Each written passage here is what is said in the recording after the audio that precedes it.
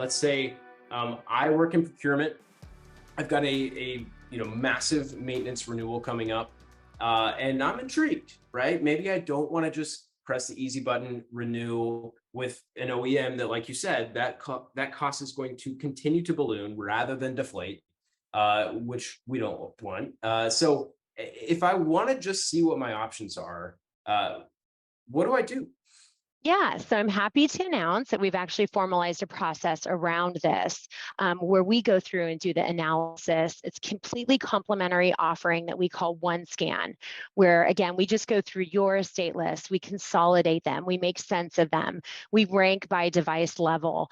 We also can go through and look at your software subscriptions. It's another area where there oftentimes there's a lot of waste. There might be products out there by OEM software products that you're not utilizing, like say DNA Center around Cisco. So we can go through and have a conversation around that.